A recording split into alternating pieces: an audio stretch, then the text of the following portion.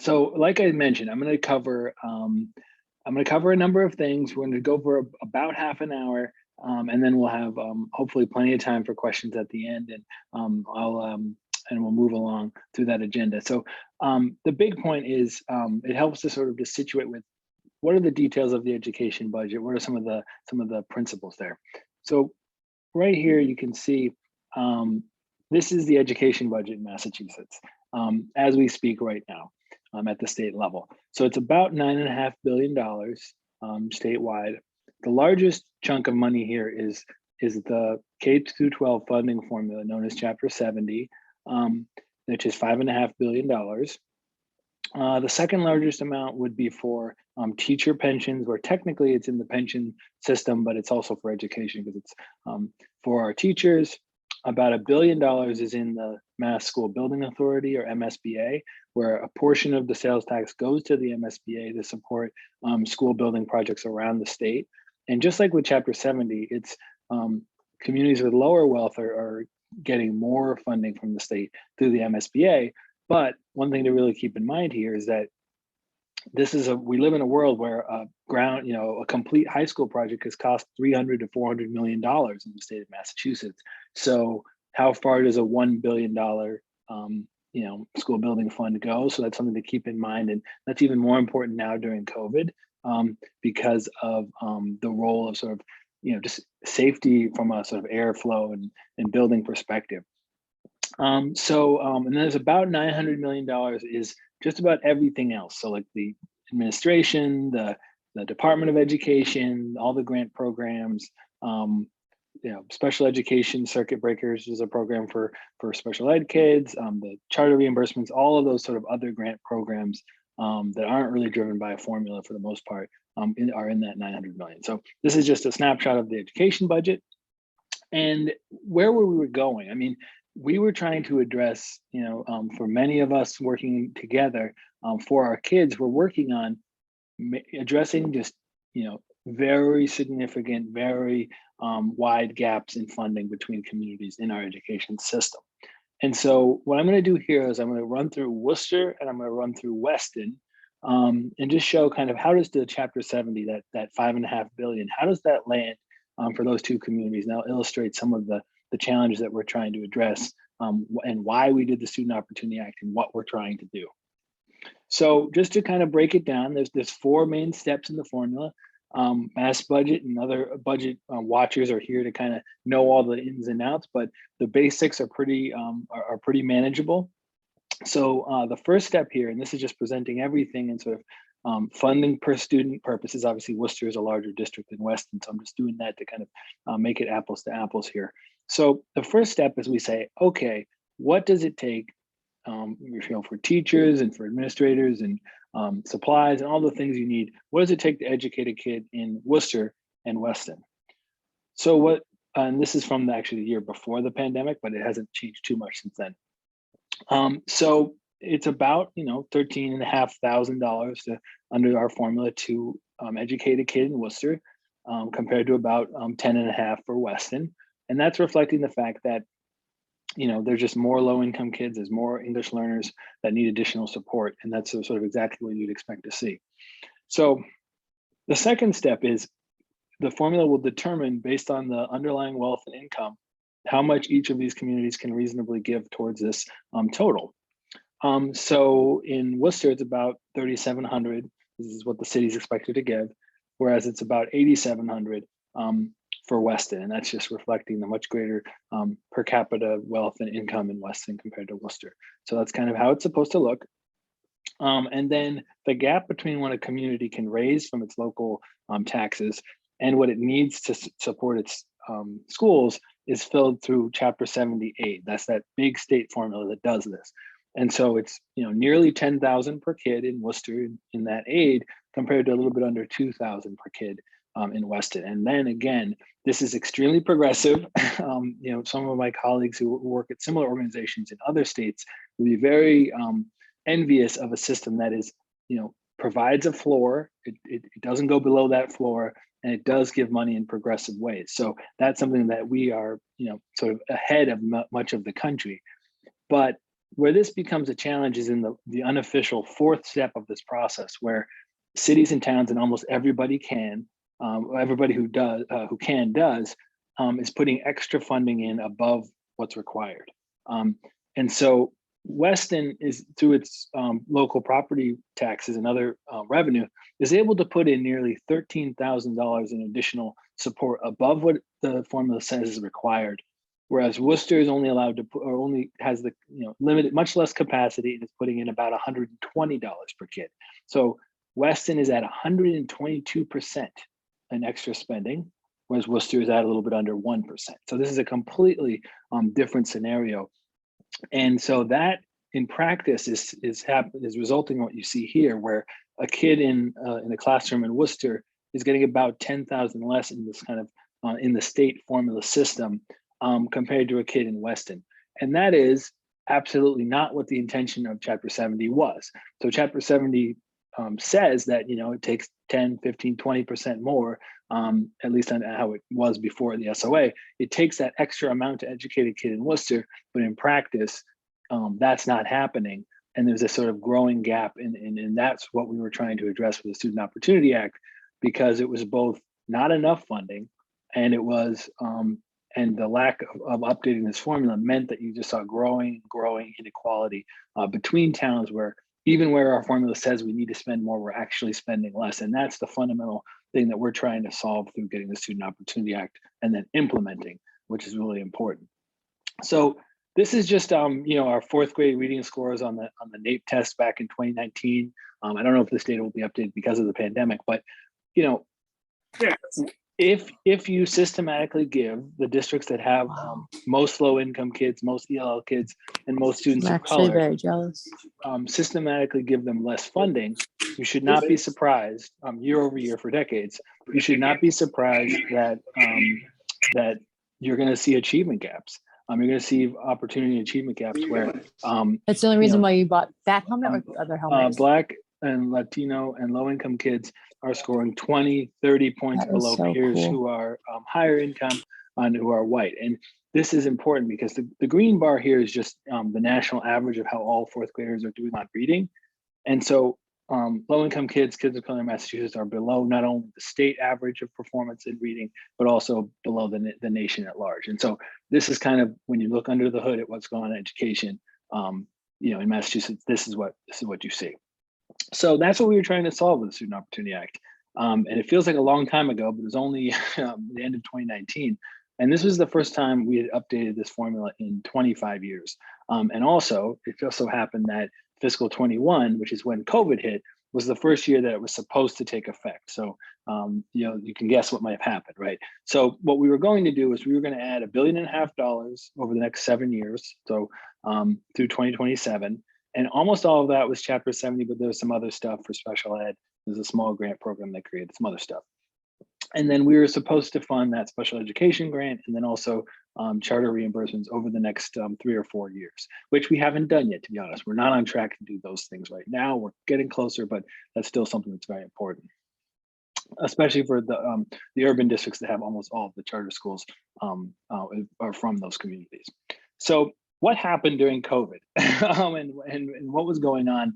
I think it's sort of a tale of two pandemics, where in the beginning, it was pretty dicey. But now we're sort of talking about funding that has been passed subsequently, but it got pretty bad in the beginning. So what was going on was we were in the middle of one budget year, and we were starting the process for last year's budget when COVID hit. And so what we ended up doing is we kind of just drifted for a while. We just kind of kept the same budget as last year, as the prior year. And we were just kind of in this level budget from July through October of 2020. We didn't really know how bad the revenue hit was going to be, how bad the economy was going to be. And so we were kind of just drifting for a while. So what ended up happening is we had a very limited increase to funding last year. And what it did was it basically said, okay, we're just going to do the fundamentals of inflation and enrollment and whatever. We're not going to do any of the Student Opportunity Act. So imagine year one of the 7-year plan that we worked so hard for immediately was not funded in year one. So that was a huge problem, which I'll mention a little bit more about. But when federal aid began to arrive, that was sort of going to make up for this, but we were kind of in a hole to begin with. So that means that, we got to get back to the SOA plan, and we got to catch up with the year we lost, basically.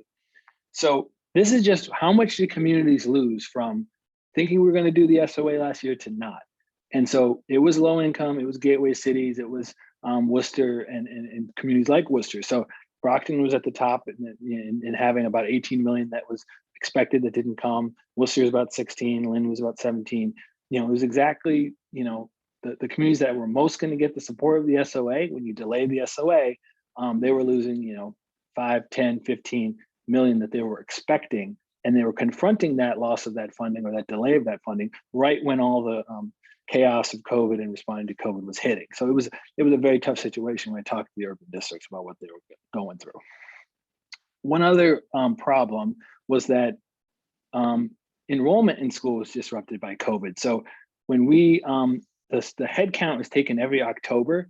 So the last October's head count in October of 2020 was in the midst of the upheaval of COVID. And so it looks like we've lost 30,000 kids from our schools. And there's a lot of data telling us that this was not a very real decrease in our students. It was more kindergartners and pre-kindergartners were quote unquote disappearing. There was more families were choosing homeschool. So there's a lot of indicators that this is not a real change in who we're serving. It's just a one-time issue because of COVID.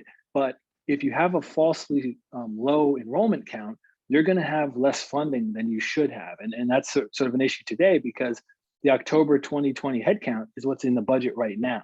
So that's what this 908,000 was kind of what was left after the fluctuation, where it would have been, if you held it sort of at last year's level, it'd be nearly 940. So that's something that we got to keep an eye on. And then just one quick thing before we go to federal funds. If you just look at what the state was doing when COVID hit and right after, and in the areas that we had promised we were going to do stuff with the SOA, it was not good. So in the original budget that Governor Baker proposed before COVID hit in January of 2020, we were going to do about 350 million in the areas. And at the time, we were kind of arguing we wanted more than that. But after COVID hit and we adjusted the budget down, we actually were only doing 117 in those areas. So it wasn't as if like federal funds were just landing in this great environment. It was, we had already kind of taken a hit to what we were expecting, and then the federal funds began to change that scenario. So speaking of federal funds, so this is the kind of the flow of the federal funds. It was 6 major pieces of legislation that passed in Washington. And collectively, it's been $113 billion, which is hard to perceive, but it's a lot of money. That's almost like 2 extra state budgets just landed over the last 18 months, because the state budget is about $55 billion. So this is a huge deal. So, there was just a kind of timeline here. It started in March of 2020 and it's continued. Not all of these were really heavy on education, but 3 of them, the CARES Act and of March 2020, and then the CRRSA of December 2020, and then the American Rescue Plan have been pretty heavy on education funding. So just to zoom out, I mean, where's all this money going?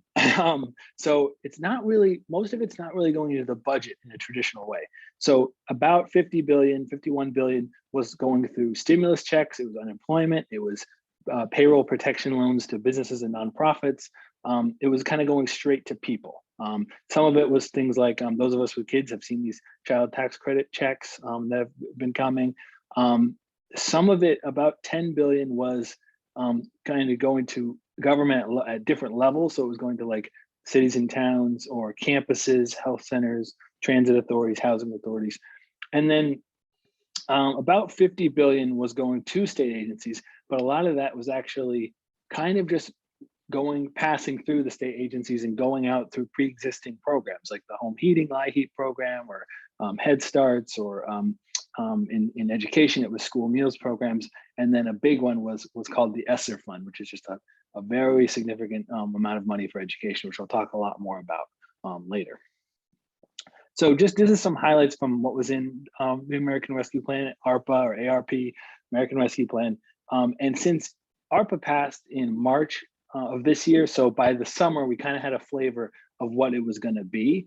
And so just a few highlights. I mean, it's just very large chunks of money. So the state had about 5 billion in flexible funds. Cities and towns got about 3 billion in flexible funds. Just the formula for the equity-driven or low-income enrollment-driven formula in ESSER was about 1.8 billion. It was most of the education money was there. But then within higher education and childcare, there's also been very significant funds for those issues as well. So there's a lot going on. Obviously, I can't cover all of it tonight, so I'm going to focus more on education. But this is a very, very significant amount of money, and it's important to remember it was not inevitable that ARPA would pass. Right, the results of the 2020 election was why ARPA occurred. So we were planning a lot of last year as if the first 3 or 4 rounds was it, because we did not know how it was going to go. So I think it's easy now to say, oh, look how great it is with ARPA, but that was not inevitable that it was going to go that way. So because the money for the state to use flexibly and for cities to use flexibly is so large, collectively like $8 billion, I got to talk about it. So what can you do with this money? So this money it exists at the city level and town level, and it exists at the state level. And what you can use it for is the public health stuff, the more direct stuff. You can use it on helping the economy, replacing some of the revenue you lost. You can use it for premium pay for essential workers, which I'll talk about later because that's happening potentially. And there's some limited infrastructure stuff you can do. Within ARPA, it says you should have good community engagement. You should you have more flexibility when you address disparately harmed communities. And there's no limitations that say, oh, well, about citizenship. It's really, there's no limitations there. There are some things you can't do. So, I mean, it's really designed to be spent and get the economy moving, which all the indications are that the economy is, obviously there's challenges, but, compared to some other recessions, the economy is recovering pretty well. So, but you can't use it for like, we're going to use this to backfill some tax cuts that we do, or we can't really put it in savings or pensions or sort of long-term things like that. And there are some limits also on what infrastructure you can do, but keep fingers crossed. There is a national economic bill potentially coming soon that can be more flexible to both human and physical infrastructure. So so a little bit more about this is this recovery fund for the state and cities. So some of it was used to equalize funding for cities. So when you did the initial distribution to cities and towns, there was real question about how equitable that was. And so some of it was used for that, but the remainder is still being worked on. And then about 3 billion went right to cities and towns, and there was different formulas to get that done. And cities, it was driven by population, and in many states, counties are more of a big deal than they are here in Massachusetts. So there was a county-driven formula. For the most part, that was almost all, except for I think in Barnstable County and a little bit in Boston, that was almost pretty much just cut out into cities and towns. And then there was, smaller towns also got something. So it was something for everyone. It was weighted towards cities. One challenge here and why they had to do a correction was they could only put money out based on the census, based on the counts that already existed, which is why so many of us were working so hard on the 2020 census. And obviously there was some challenges there and that continued. It's been a really tough census. And so when you have faulty census data or you didn't capture enough of who's in your community, that's going to be reflected in these formulas that were within ARPA and the other relief bills. So there's some late breaking news. I had to work on this because it's happening right now. But so there, as we speak, there's a bill moving to move the state ARPA money. So last week, the House got their crack at it. And even this week, as we speak, the Senate is moving to allocate some of these ARPA funds for the state. And they're also combining that with some of the leftover money that the state budget had from fiscal 21. As I mentioned, in the beginning of the pandemic, we were seeing these doomsday scenarios. We're gonna have huge holes in our budget, whatever. But in large part due to the actions of the federal government, keeping people money flowing and unemployment and on stimulus checks and tax credits and all these other things, people had more to work with. And so the economy didn't really dip as much as we thought, which meant that revenue didn't dip as much as we thought. So there's leftover money and they're combining those things and spending them on a number of things. So it's likely going to be 2 different bills, and the first one is going to be finished by Thanksgiving. So It has been kind of a black box in the sense that we weren't sure when it was coming, we weren't sure when it's coming. Oh, whoops, now it's really fast and it's like being moved in a couple of days. So that's how it has kind of gone down. But there is both the one that's moving now, which is not determined yet. But I mean, obviously there's a pretty set, there's some lanes that it's going to go in, but then there's a subsequent one that's going to come a few months from now, likely. So within this bill, it's like there's some workforce stuff, there's obviously economic agenda items there, there's some climate, housing, health issues, and also education. So there's a bunch of different areas, and that's really kind of what the legislature thinks, needs to be spent on. So your reps are going to have an influence on that. So some of the highlights, so it has $500 million for this bonus pay for essential workers. So if you're an essential worker who had to continue to work in person during the pandemic, you might up to a certain income, you can get the potentially get the bonus payment that's being talked about. And then there's about $500 million for to put into the unemployment insurance fund. I won't say too much about it, but basically, the team at Mass Budget is not a huge fan of this, because what you're basically doing is, the point of the unemployment insurance fund is employers and workers pay into this fund so that when the economy has a downturn, you have this, funding source to support the unemployment benefits. And when the economy gets back again, you put money back into it. This $500 million for the insurance fund is basically what businesses would have paid, taking $500 million of that, having the state use ARPA money to do that, which would have been an obligation that those businesses would have had to pay. So fundamentally, it's not spending money right now to get the economy moving, it's putting money away that would have otherwise been, businesses would pay their taxes as they normally do. And we're also getting some indicators that maybe the gap in this fund isn't as much as we thought. So anyway, we can talk more about that later, but we're not huge fans of that particular use of this fund. And then the education pieces are pretty small, and that kind of reflects the idea that maybe we've already, quote unquote, done enough for education, but most of the education pieces are sort of HVAC and building safety, that type of stuff. Okay, so that was the sort of general money that the state can use for whatever it wants, which is really awesome, and that cities can use for what they want. But just about the kind of targeted money just for K-12 education, it completely changed and really, really improved the budget outlook. As I mentioned, it was pretty grim in the beginning, but then you started to see multiple rounds of this aid, and it's a very different picture. So now we're not only sort of beyond the basics of just, okay, what does it take? It takes hundreds of millions to just operate safely in COVID compared to just normal, right? But then we're starting to get, with the subsequent rounds, especially with ARPA, we're starting to get into money that can be recovery, and that can be, let's start doing the investments we know we've needed for years and use this one-time funding opportunity to start getting there, which is what I would call strategically investing this money. So just a little bit about this. ESSER is the biggest one. It's about 75% of all the K-12 education aid is just in this one grant, which has gotten 3 rounds of funding. And it's distributed based on poverty, and the number of kids you have that are in poverty, so it's progressive, and is also extremely flexible. So anything that we could use, like any, Title I for low-income support, or Title II for English learners, or all these different, or like Perkins funds for Voc schools, and IDEA to support special ed. Anything that we could use federal grants for, we can also use ESSER funds for, and then anything that is to recover from COVID is also allowed.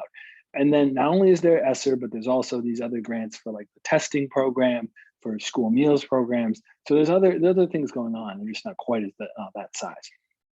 But one thing to keep in mind with all of this is that, this is going to expire in a couple of years. So these can be a bridge, but they're not going to be a substitute for like the sustained, constitutionally guaranteed state funding for our schools. So it can help us get somewhere, it can help us get back, but it's not going to be like a long-term substitute for doing what we needed to do at the state level. So just to kind of, what is the breakdown? I mean, it's, the ARPA funds for K-12 are about $2.2 billion. Vast majority of it is formula grants. So like ESSER, and then there's funding for special ed. There's some other stuff in there. The testing program, mitigation, those type of things is the second largest amount. And then within ARPA, the part that's for school meals and nutrition programs is pretty small. So it's a lot. In the prior rounds, more of it was for school meals. So again, this ESSER fund, I can't stress enough, it is a very large amount of money. Just remember, we're going to add 1.5 billion for the entire Student Opportunity Act. ESSER 3, the most recent one in ARPA, was itself 1.65 billion. So that's the kind of scale we're talking about. So large amounts of money, way faster than we expected. So if you look at Worcester, 78 million. These are just the top 10 cities for how much ESSER you got. Boston was by far the largest because it just literally just says how many low-income kids you have. That's how much money you get. Under Chapter 70, Boston has to pay for more of its freight and all that stuff. But anyway, so Boston, Springfield, Worcester, Lawrence, these are the cities that got the most ESSER funds. They're very significant. They're very impactful in how we use them. So just one quick point about this. So I'm looking at the data from the Baker administration in terms of, well, how much of this ARPA money has been what they call obligated, which is we've said we know what we're going to use it for. Not very much, according to their data. So about 4%, according to the most recent data from the administration, we know we've obligated it, we know what we're going to use it for. 96% of it, the specific uses have not yet been determined. So this is just to say, now it's a little bit more complicated than that because when I talk with districts, they've basically been saying, look, we have some ideas about how we're going to use the ARPA funds, but we've got to spend the other money that came in earlier first. And so they're kind of doing those accounting things, and there's always going to be a delay because it's going to kind of go through sort of states of matter where it passes DC, takes a couple months to come to us in Massachusetts, then the state has to get it farmed out to where all the places it's going. And then you got to figure out, okay, what we're going to use it for, spend it, then report it back up the chain. So there's always going to be kind of a little bit of a delay. So I don't think it's quite as simple as, okay, 95% of it is just sitting in a pile somewhere. But it is, significant amounts of this money remains to be figured out. This is the main point here. Quickly here, I'm going to just go through a little bit of this now, given that where are we at with the budget. So we caught up effectively with SOA in terms of we missed the first year. So now this year, this current school year, we're doing 1/6 of the plan. So if you do have 7-year plan, you miss 1 year, then you make it a 6-year plan. So that's good. And the legislature added about 60 million more than Baker wanted. So that was we're moving in the right direction. Some of it was to deal with the enrollment issue, and some of it was to accelerate the plan to make it make sure it's on time. We don't think, based on the data we've seen, we still think it's about 90 million short of. Our preference was to just count the kids that existed before the pandemic and just presume they're going to come back, and not having districts stressing about where the kids come back. Their approach was short of that. We had that debate with the legislature. And what we were basically saying was, look, let's just give this into Chapter 78. Let's count the kids that we had and just presume they're going to come back. Because if you do something with Chapter 78, that never goes away. So districts can plan programs, they can plan investments with that money, as opposed to like a one-time reserve. You can't. I had a communication with some urban districts, and they're like, I'd love to do a new pre-K expansion program, but I can't count on a one-time reserve dollar to do that. And it's a similar challenge with ESSER funds or other things that are going to expire in 2 years. It's a challenge to kind of make that work, but it can be done. So we just, again, this is just visually. So they added about 260 million in the SOA areas. We were hoping they would add about 350. So, but it's still certainly better than, the prior year had been 100. So, it's moving in the right direction. So credit for that. But, there were still some things we were hoping to get done. So a few quick takeaways before we do questions. So this is a very unique situation, but we've got federal aid, we've got state surplus, but then on the other side of the ledger, we've got all these new things we got to do specifically to COVID and catching up, and then getting on track with our long-term equity goals. But I do think, we can kind of move these things together, and we can say, be flexible and strategic to say, okay, how do we use this one-time opportunity that we're going to have for the next couple of years to really supercharge and get going the reforms that we were always going to need and we're always going to need to do using SOA funds. So if you're Worcester, for example, some of this money that you're getting under the federal government, you really do have to treat as it's going to expire in a couple of years. But we have 5 more years of the SOA.